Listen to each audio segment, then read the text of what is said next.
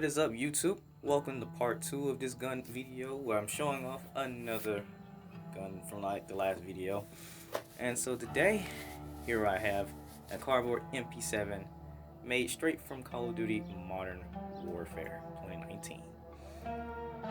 This MP7 is essentially based on the A2 variant, which has its folding foregrip removed and replaced by a bottom rail. And the design in Modern Warfare actually looks a whole lot different. I say almost a bit boxier than the original one. I tried to keep the gun almost as close as the one that appeared in the video game. And it took quite a lot of time to actually try and do. Honestly, I think I did okay. I could have done a lot better. But that's a discussion for another day. So, today we're going to be looking at the functions and also the differences between the original MP7 and this MP7. So, how about we take a good look at the iron sights? The iron sights they stand up high like the rifle sights on the MP7, yet they resemble mostly the pistol sights that will appear in most Call of Duty games, such as Modern Warfare 3, Black Ops 2, and maybe even Battlefield.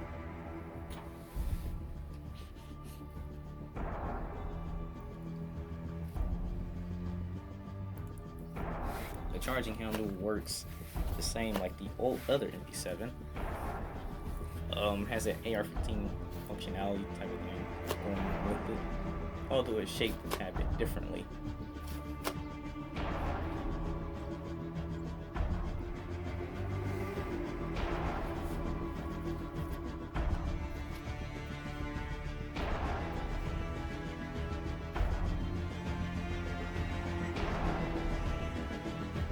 As you can see, the ejection door is actually a bit smaller than the other MP7 that I have. Yeah.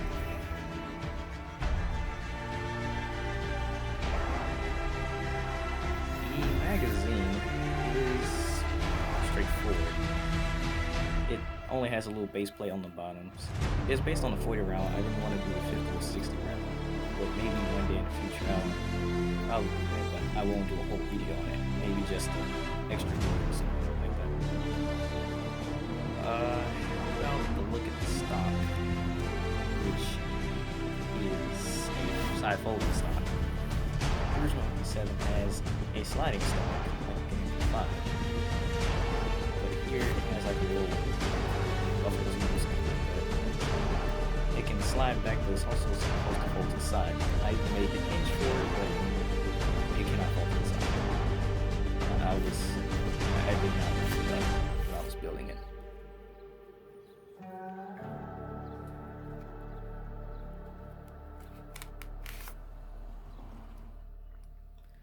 So, and here are the two MP7s side by side.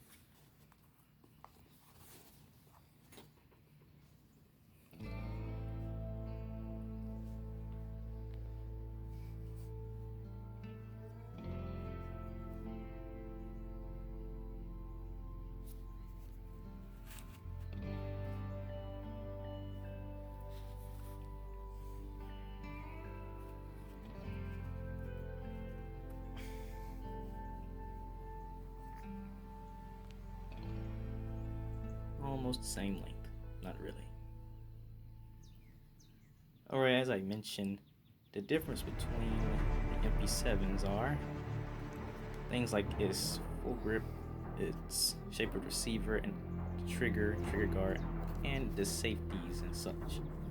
On this MP7, here it has an ambidextrous bolt release, safety / fire selector. On this MP7, the fire selector is on the left side of the gun, as you can see right there, and on the right side is the bolt release. It's a lot more noticeable if you play Modern Warfare and you see the empty reload where the guy hits the bolt release right before he get ready to shoot. There's your folding foregrip on the original MP7, the MP7A1. So if you move that over, you can tell the bottom rail, which allows for the use of a foregrip. One that you can add at least. So here's my trusty foregrip. which looks like the usual type of thing.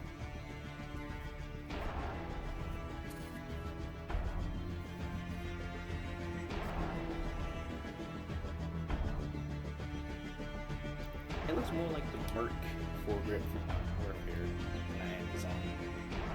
Although alternatively, I do have this weird angle foregrip to put on here.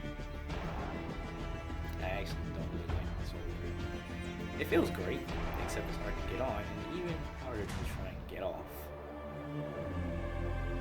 So, let's just take it off. Okay, now we do this. Yep, bye-bye. Let's put you back on. And there you go. See? Now the tag rails always will have tag rails on my gun. It's just the norm.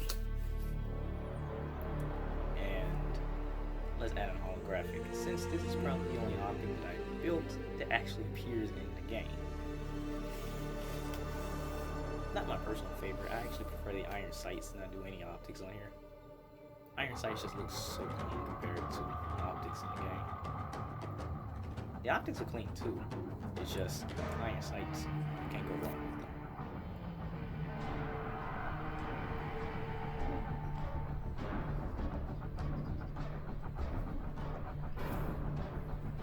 And here's a suppressor.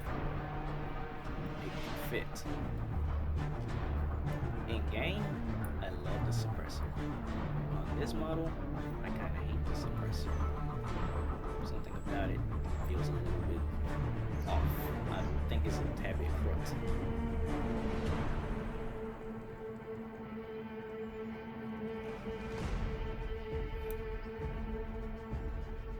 There they are.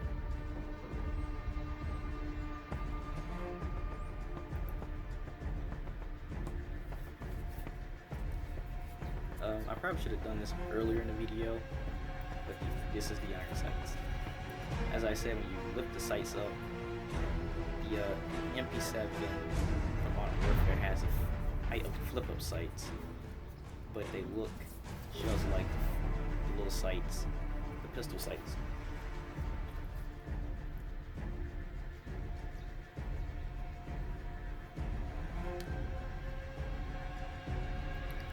Unlike MP7A1, where it has a trigger safety and a trigger guard magazine release mounted on there. You know, when you eject the magazine, threw it on the trigger guard. It has a magazine release on its grip, and it doesn't have a trigger safety. The safety is actually located on the grip, on the back here. You can tell I didn't put too much thought into it. I just thought, let's just add a grip and we'll be fine.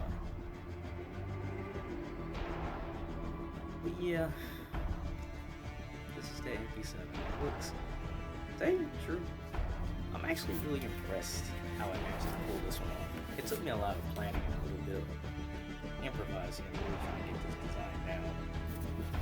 And I really just like how this kind of came out.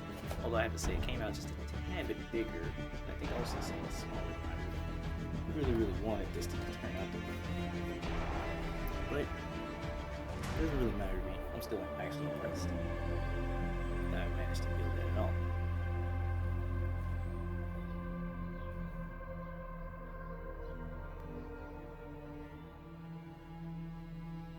So yeah, I'm actually impressed with this gun. But honestly, I want to know what y'all think. So, at the end of this video, please leave a like if you really enjoyed this video. Comment down your thoughts and suggestions below, and please don't forget to subscribe if you enjoyed the content in this video and also the other content to this channel. Thank you so much for watching. This is your boy JVT. Be safe.